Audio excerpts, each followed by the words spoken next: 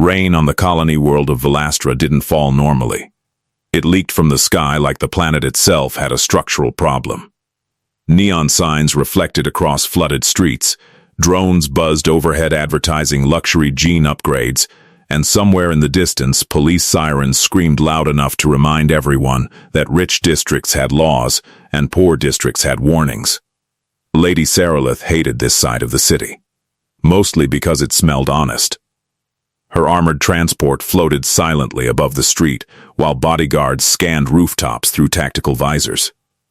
Every surface around them glowed with moving holograms selling pleasure lounges, military implants, black market AI companions, and political campaigns pretending not to be corruption.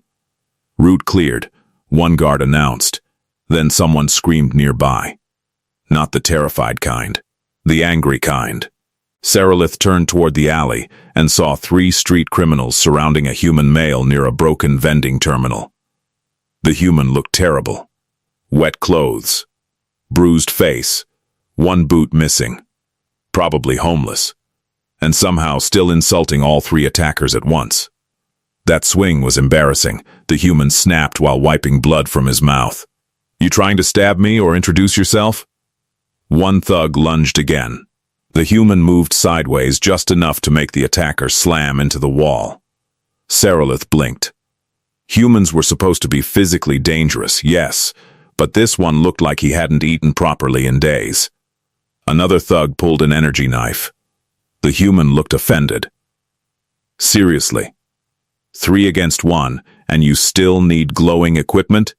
The guard beside Saralith muttered quietly, "Deathworlders." The human got punched hard across the jaw and crashed against the vending machine. Then he laughed. Actually laughed. That was the moment Saralith decided something was wrong with the species. "Enough," she ordered. Her guards entered instantly. The criminals scattered the second they saw noble security armor. The human slowly looked up from the ground. Rainwater mixed with blood across his face, while neon lights reflected in his eyes. He looked at Saralith for 3 seconds before speaking. "You rich or just heavily paranoid?" One of the guards immediately stepped forward aggressively. "Mind your tone toward Lady Saralith of House Veilcor." The human stared at him. That answered both questions. Saralith should have left him there. A normal noblewoman would have. But something about the situation bothered her. The human was clearly injured, clearly exhausted, and somehow still sarcastic like survival itself was annoying him personally. "You are injured," she said. "Observant too," he replied. "Impressive evening." The guard looked disgusted. "Lady, humans are unstable. We should move." The human pointed weakly at the guard. "See? That one gets it." Saralith folded her arms. "Do you have somewhere safe to stay?" The human looked around the alley, then at the rain, then back at her. "Depends," he said. "How much do your couches hate humans?" The guards exchanged uncomfortable looks. Saralith sighed internally. This was a terrible idea already. "Bring him," she ordered. The human slowly stood up, slightly limping but somehow still carrying himself like he expected the universe to apologize eventually. As they walked toward the transport, he glanced at the armored vehicle and whistled softly. "This thing has terrible side coverage." One guard frowned. "Excuse me?" The human pointed lazily. "Rear blind spots too. Anyone decent with a plasma rifle could hit your engine stabilizers from above." The guards immediately scanned rooftops again. Saralith studied him carefully.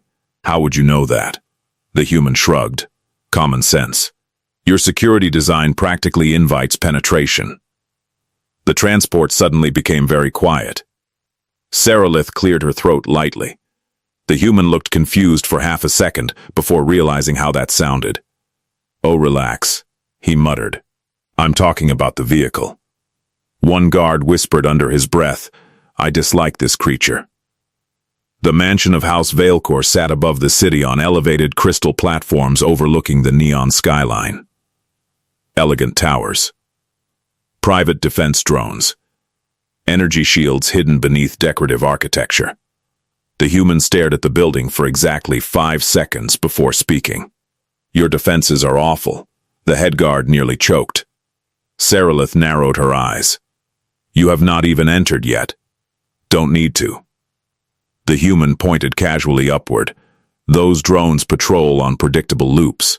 Your east wing windows are vulnerable from aerial angles, and your thermal scanners refresh too slowly. The guards immediately checked their systems. He continued walking like criticizing million-credit security systems was normal conversation. And your front gate? He added. Way too exposed. Somebody could slip inside your perimeter if they knew where to push. Saralith felt heat rise slightly in her face again. The human noticed. Oh, come on, he sighed.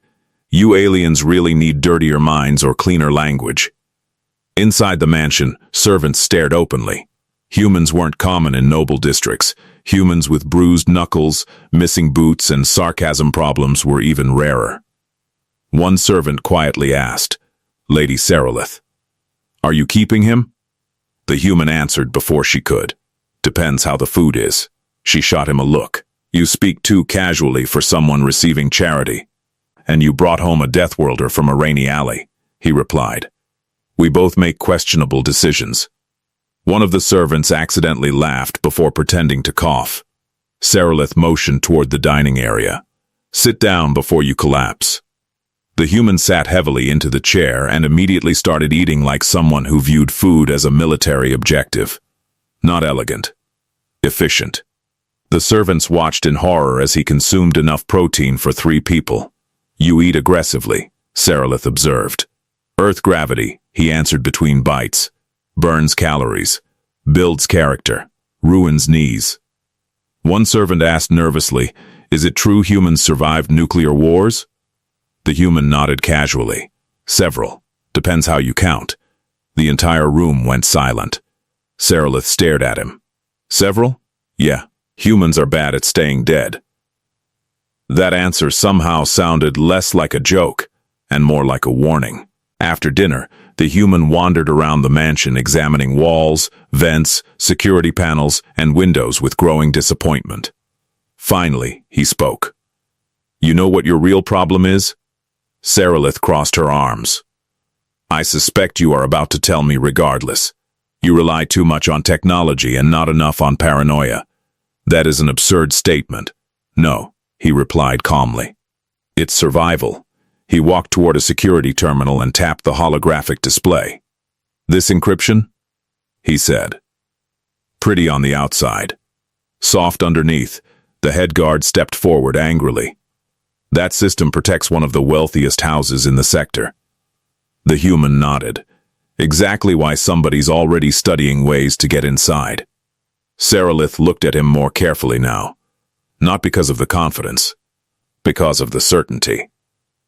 You speak like someone experienced with violence. The human leaned against the console. Lady, on Earth we invented 47 different ways to ruin each other before breakfast. Again, nobody laughed. Not because it wasn't funny. Because everyone suddenly believed him. Then the human looked toward the massive window overlooking the city. His expression changed instantly. Relaxed sarcasm disappeared. Now he looked focused. Dangerously focused. What is it? Saralith asked quietly. The human stared toward a distant rooftop through the rain. Your mansion's being watched. The guards reached for weapons immediately. Impossible. One snapped. The human ignored him. There, he said calmly. 3rd building east. Upper maintenance ledge. The guards activated optics. A pause. Then one cursed softly. There was movement. Someone with military camouflage optics observing the estate. The human sighed tiredly. Told you, he muttered.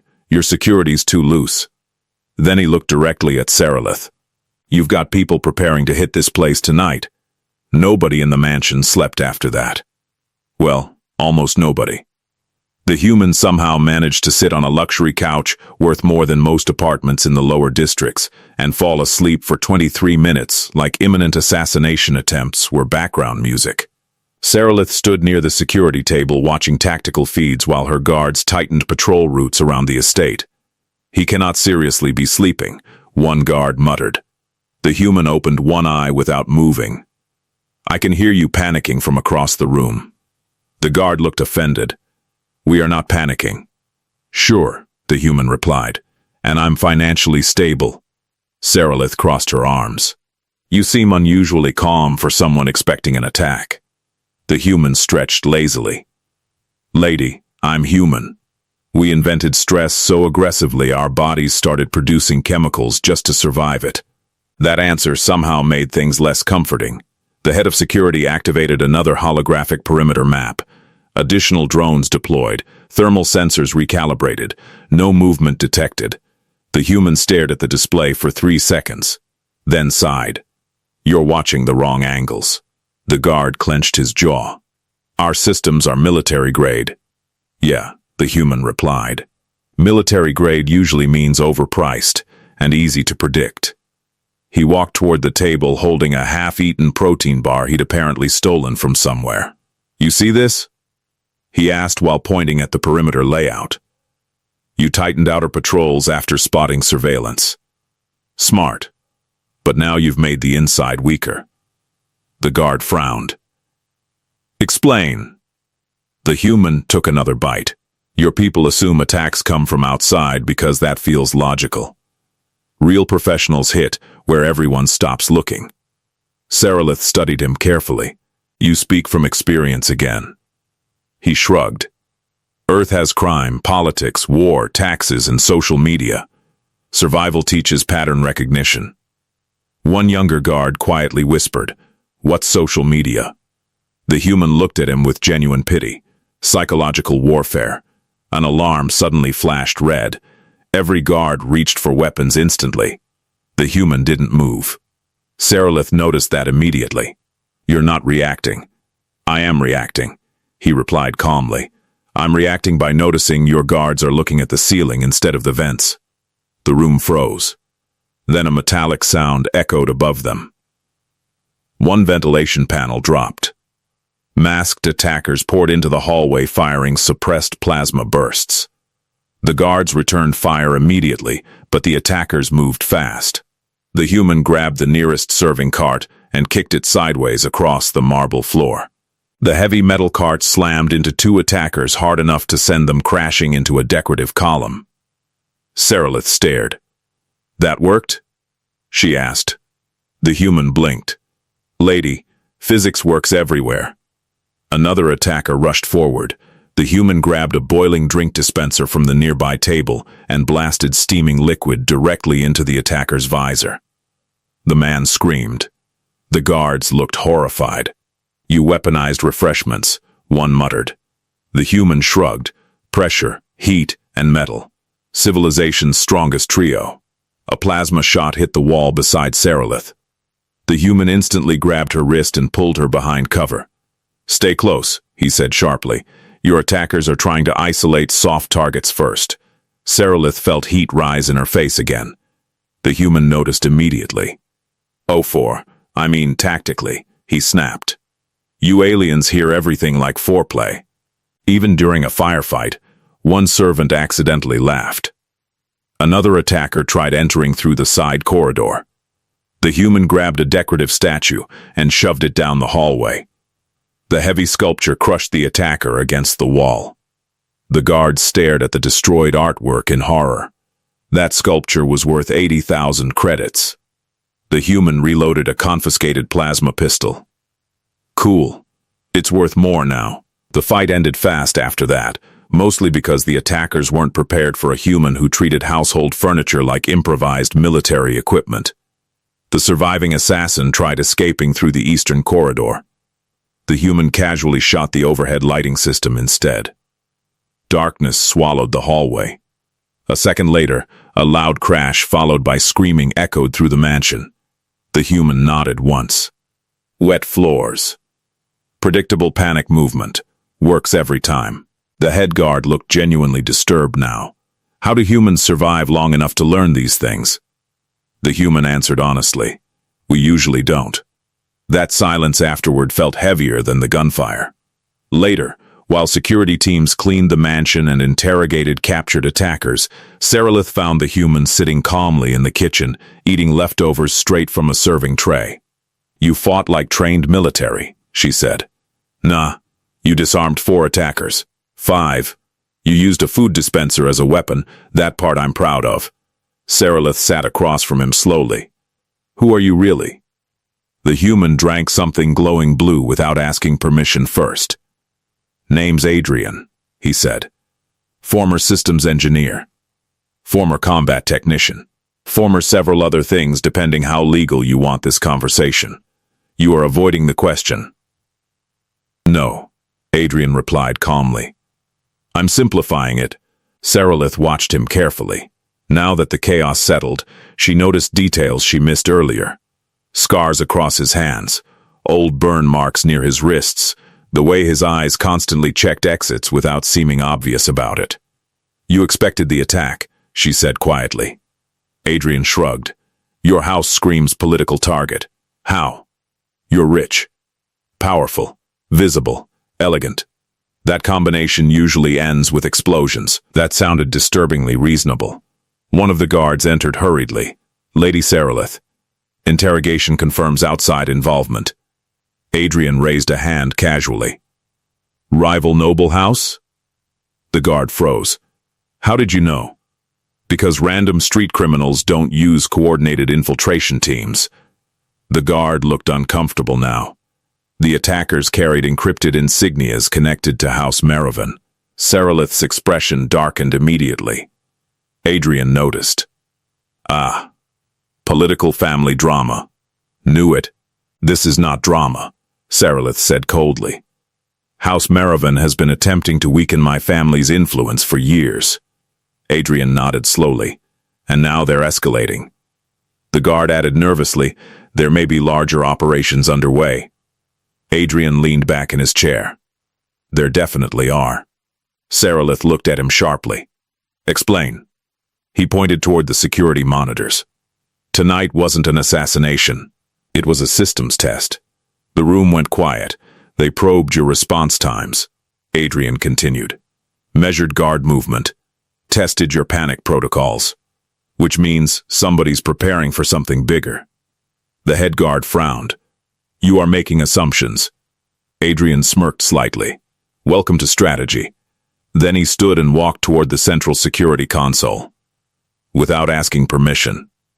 The guards tensed immediately. You can't touch that system. One snapped.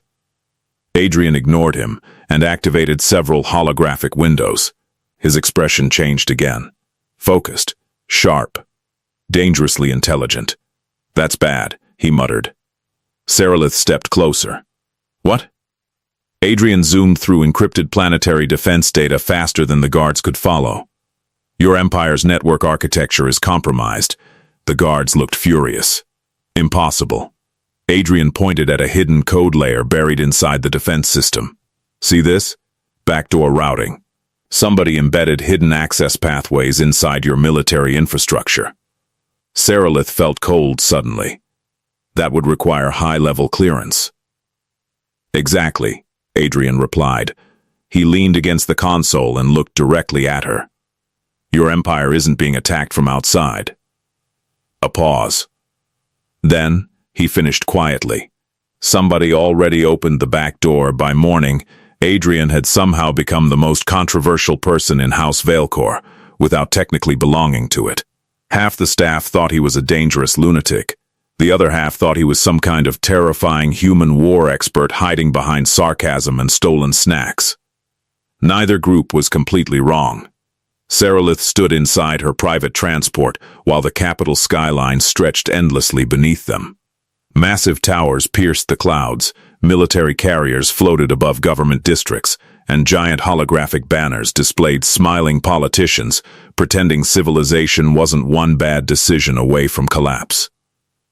Across from her, Adrian sat sideways in his chair eating fried street noodles from a carton he insisted tasted more trustworthy than noble food.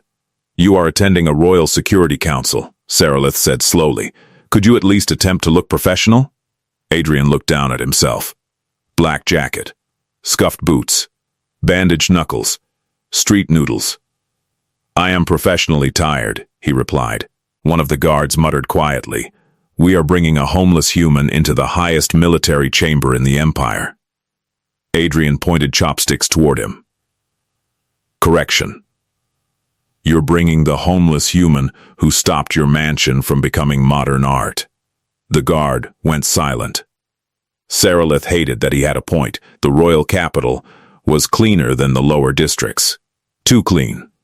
Artificially clean. The kind of place where corruption hides behind polished floors and expensive perfume. Adrian noticed immediately. "Yeah," he muttered while looking around. "This place definitely has secret assassinations." Saralith blinked. "How can you possibly tell that from architecture?" "Easy. Everything expensive is hiding something." Inside the council chamber, elite officers and noble representatives immediately focused on Adrian, and immediately underestimated him. Good clothes mattered in alien high society. Adrian looked like someone who fixed engines behind gambling bars. One military commander frowned openly. "This is the human?" Adrian sat down before being invited. "Depends," he replied casually. "You got another exhausted Deathworlder exposing your security failures?" Several officers looked offended instantly. Saralith sat beside him carefully. Adrian discovered unauthorized access routes within the planetary defense grid. The commander scoffed. "Impossible. Our systems are quantum sealed." Adrian slurped noodles loudly. "Cool phrase," he said. "Still vulnerable. A holographic map activated across the chamber. Defense satellites. Military fleets. Planetary shield routes." Adrian stared at it for 10 seconds. Then laughed. Not nervous laughter. Disappointed laughter. "Oh, your empire's screwed."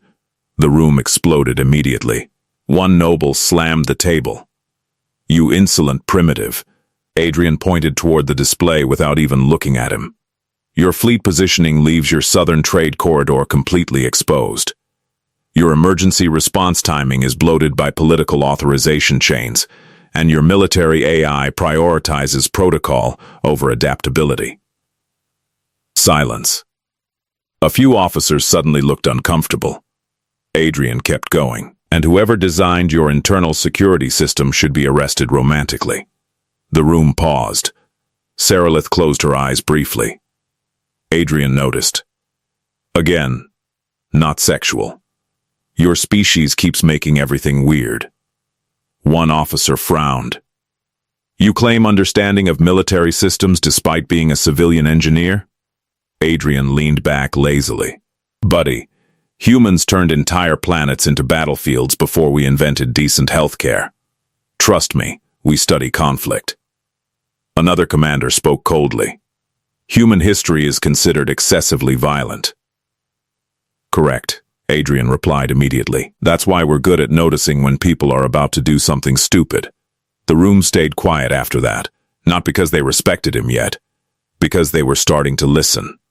Adrian stood and walked directly toward the holographic display. No fear, no hesitation, like he belonged there more than half the people actually in power. "You want the simple version?" he asked. "Fine. Somebody inside your empire is softening defenses before a coordinated political strike." One noble scoffed. "That accusation borders on treason." Adrian shrugged. "Then your empire should stop making treason so visible." A few officers exchanged uneasy looks. Saralith noticed something important then. Nobody was arguing with his logic anymore. Only his attitude. Adrian zoomed in on fleet movement patterns. "See this?" he said. "Patrol routes shifted 3% away from noble transport lanes over the last month." A commander frowned. That adjustment was minor. "Exactly," Adrian replied. "Small enough, nobody questions it. Big enough to create response delays during targeted attacks." The room slowly grew quieter. One intelligence officer stepped forward. "How did you notice that?" Adrian blinked. "Because humans evolved around predators, politics, and internet scams. Pattern recognition keeps us alive." The officer looked confused. "What is an internet scam?" "A civilization filter." Saralith fought the urge to smile. "Barely." Adrian continued studying the system. Then his expression hardened again. "That's bad." One commander snapped impatiently. "You keep saying that." "Because your empire keeps earning it," Adrian replied. He enlarged another security layer. Encrypted communication relays appeared across the chamber. Your emergency defense authorization can be overridden remotely. Several officers stood immediately. That access is restricted to royal bloodlines, one said sharply. Adrian nodded slowly. Which means either your royal system got compromised, a pause, or someone royal is involved. That landed like a grenade. The room erupted into arguments instantly. Saralith stared at Adrian carefully. You truly believe the coup reaches that high? Adrian looked at her directly. Lady, humans have started wars over worse family drama than this. One officer pointed accusingly. You speak with suspicious certainty for a stranger. Adrian smirked slightly. You know what humans call suspicious certainty? What? Experience. That shut the officer up completely. Hours later, Saralith found Adrian alone on a balcony overlooking the capital. He held another carton of noodles. At this point, she suspected human civilization survived entirely through caffeine, bad sleep schedules, and portable food containers. You embarrassed half the council, she said. Adrian shrugged. Only half? I'm losing my touch. You enjoy provoking powerful people? No, he replied calmly. I enjoy watching arrogant systems panic when somebody stops pretending they're perfect. She leaned beside him quietly. The city lights reflected across the rain clouds below. You really think the empire is close to collapse? Adrian took a slow bite before answering. I think your empire got comfortable. That is not the same thing. For humans? Adrian replied. It usually is. Saralith studied him carefully again. You speak like someone who has seen civilizations fail. Adrian's expression shifted slightly. Just for a second. Then the sarcasm returned. Earth survived itself multiple times. Makes you realistic. A notification suddenly flashed across his wrist device. He looked down, then sighed heavily. That's extremely bad. Saralith crossed her arms. You say that too often. Because people keep trying exciting new ways to ruin society, he activated the device. A series of hidden fleet transmissions appeared. Military carriers changing routes, security forces repositioning, defense satellites redirecting. Not randomly, strategically. Adrian looked directly at Saralith. They're moving early. Her stomach tightened. Who? The coup leadership. How can you tell? Adrian smirked faintly. Because greedy people always rush once they think they're winning. He stood immediately. Call your loyal commanders. Right now, Saralith didn't hesitate this time. That realization hit her harder than expected. Somewhere between the assassination attempt, the sarcasm, the terrifying competence, and the constant accidental double meanings, she had started trusting the human. Adrian grabbed his jacket and started walking. One guard asked nervously, What exactly is the plan? Adrian answered without slowing down. Congratulations, he said. Your empire now depends entirely on the homeless guy you picked up in the rain. The coup started 3 hours before sunrise, which, according to Adrian, was exactly when desperate rich people made their worst decisions. Emergency sirens echoed across the capital while military broadcasts cut in and out between hacked transmissions. Defense satellites stopped responding. Patrol ships changed formation without authorization. Entire sections of the city lost power at the same time. Panic spread instantly. Alien commanders shouted over each other inside the Royal Command Center, while holographic maps flashed red across every wall. Adrian walked through the middle of the chaos, carrying coffee like he'd arrived for an inconvenient office meeting. One commander grabbed him aggressively. Our Western defense grid collapsed. Adrian sipped calmly. Yeah, because your enemies already owned the override channels.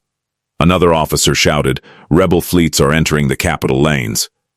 Of course they are, Adrian replied. That's generally what fleets do during coups. Saralith watched him carefully. Everyone else was panicking harder every minute. The human somehow looked more relaxed. That honestly made him more terrifying. An explosion shook part of the command center. Several officers flinched. Adrian didn't even spill his drink. How are you this calm? Saralith demanded. He shrugged. Humans evolved on a death world. Stress is basically background music. Another explosion echoed outside. Adrian glanced at the tactical display and immediately pointed toward 3 blinking sectors. "There," he said. "Hit those relay stations first." A commander frowned. "Those are civilian traffic hubs." "Exactly," Adrian replied. "The coup forces are using transportation routing systems to coordinate movements secretly." The commander hesitated. "How can civilian systems affect military positioning?" Adrian stared at him for a full second. "Buddy, humans once shut down a nation using a truck shortage and internet rumors." Silence. Then several officers quietly started following his instructions. That was the strange part. Nobody officially put Adrian in command. The room just slowly started orbiting around him because he kept being right. S.Y.T moved beside him while emergency broadcasts continued flashing overhead. "You predicted this too accurately." Adrian typed rapidly across a stolen command console. "No. I predicted people. That is not reassuring. It's not supposed to be." A warning alert suddenly appeared. "Defense satellite lock failure." One officer looked horrified. "They're taking orbital control." Adrian zoomed through the system rapidly, then smiled slightly. "That's cute." S.Y.T blinked. "Cute? They copied the override structure," Adrian replied. "But they simplified the code." One commander snapped impatiently. "Can you stop speaking like a lunatic and explain?" Adrian cracked his knuckles. Gladly, his fingers moved across the console at terrifying speed. "What are you doing?" S.Y.T asked. Getting inside their system, one officer looked nervous. "You can bypass military encryption?" Adrian snorted. "Please." Humans made encryption, hacking, piracy, malware, corporate espionage, and online dating scams. This is basically cultural heritage. The officer had no idea what half those words meant, which somehow made it worse. A few seconds later, several enemy fleet icons suddenly vanished from the tactical map. The room froze. "What happened?" A commander whispered. Adrian kept typing. "I redirected their navigation routes." "You hacked enemy warships?" "Nah," Adrian said casually. "I hacked traffic control." S.Y.T stared at him. "You rerouted military vessels using civilian systems?" "Turns out," Adrian replied, "revolutions still need parking coordination." Several officers looked physically offended by how simple that sounded. Then another alert appeared. Rebel ground forces advancing through lower districts. Adrian sighed deeply. These people really commit to bad ideas. He enlarged the city grid. "Okay. We choke them here, here, and here." A commander frowned. "Those are maintenance tunnels." "Exactly," Adrian said. "You built giant hidden infrastructure routes underneath the city and somehow never expected humans to weaponize them." S.Y.T folded her arms. "You say that like it's obvious." "Lady, humans weaponized weather once. Nobody asked for details. Probably wisely." Within the hour, Adrian had turned half the capital itself into a trap. Traffic barriers redirected rebel convoys into dead zones. Delivery drones overloaded enemy sensors. Maintenance tunnels sealed entire strike teams underground. Public advertising screens started broadcasting leaked coup communications across the entire city. One commander stared at the chaos unfolding in disbelief. "You turned civilian infrastructure into a combat network." Adrian drank more coffee. "I also once saw a human win a riot using karaoke equipment and a stolen forklift." The commander slowly walked away after hearing that. At some point during the crisis, S.Y.T realized something deeply disturbing. The human wasn't adapting to chaos. He was comfortable inside it. That explained everything. Humans didn't survive despite madness. They survived because they learned how to function inside it. An officer rushed forward suddenly. "House Maravan leadership is attempting emergency escape." Adrian immediately looked up. "No, they're not." The officer blinked. "What?" "They think they're escaping," Adrian corrected. "Actually, they're regrouping." He pointed toward the northern transit lanes. "Cut those routes now." The officer hesitated. That would trap several noble transports. Adrian looked directly at him. Good. That silence afterward felt dangerous. Not because Adrian sounded angry. Because he sounded experienced. Saralith stepped closer quietly. You've dealt with coups before. Adrian answered without looking at her. Humans call them elections with extra explosions. Before she could respond, alarms screamed again. Enemy strike units breached the outer royal district. Commanders immediately panicked. Adrian rolled his eyes. Oh, relax. They're desperate now. How can you tell? Because they're pushing hard without securing exits first. He smirked faintly, classic amateur overconfidence. Then he grabbed a tactical headset. All loyal defense units reroute through Maintenance Sector 7, he ordered calmly. Push rebel forces towards Central Plaza bottlenecks. And somebody disable public fountain access. One officer looked confused. Why the fountains? Adrian smiled tiredly. Trust me.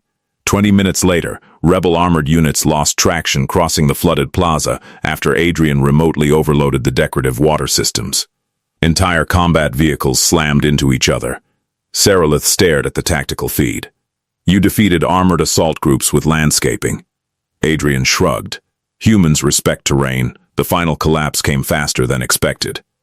Once Adrian exposed the leaked communications publicly, several noble houses abandoned the coup instantly to save themselves politically. That was the real killing blow. Not weapons. Fear. Adrian leaned back against the command console. There we go. Rich people turning on each other. Nature is healing. The surviving rebel leaders were arrested within the hour. Emergency broadcasts across the empire shifted from panic to celebration. The coup has failed. Royal command restored. Enemy leadership captured. Inside the command center, exhausted officers slowly realized the empire was still standing, mostly because one sarcastic homeless human refused to let idiots organize properly. One commander finally looked at Adrian carefully. What exactly are humans? Adrian thought for a moment. Tired, he answered. Saralith laughed before she could stop herself. Real laughter this time, not noble politeness, not controlled elegance, just genuine amusement. Adrian looked at her. What? She shook her head slowly. Do humans flirt with everyone while saving civilizations? He looked genuinely confused. What? I wasn't flirting. Saralith stared at him in disbelief. You told me you liked getting your hands on complicated systems. I was talking about security networks. You said you perform better under pressure. That was combat strategy. You told me once humans get deep inside systems, they leave marks. Adrian paused. Okay, that one sounded bad. Several nearby officers quietly pretended not to listen. Saralith crossed her arms with a faint smile. Your species may be the single most accidentally inappropriate civilization in the galaxy. Adrian pointed at the tactical map. And yet you're all alive. That somehow makes it worse. Hours later, as sunrise finally appeared over the capital skyline, Imperial broadcasts officially declared Adrian the human strategic advisor of Velastra. He nearly choked reading it. I was homeless yesterday. One officer nodded respectfully. You also saved the Empire yesterday. Adrian sighed heavily. This is exactly how humans end up accidentally employed. Saralith stepped beside him, overlooking the recovering city. You know, she said softly, you never told me why you were alone in that alley. Adrian looked out across the skyline for a moment, then shrugged lightly. Long story. You survived coups, war, street gangs, and political assassins. Yeah. And ended up homeless. Adrian smirked faintly. Earth's economy is terrifying. She laughed again. Then looked at him carefully. So what exactly do humans consider flirting? Adrian thought for several seconds. Honestly? Yes? Usually less dangerous than this. For once, Saralith had absolutely no response to that. And somewhere above the recovering empire, emergency drones still circled the skyline while the galaxy slowly learned an important lesson. Never underestimate a tired human with survival instincts, sarcasm, and access to public infrastructure.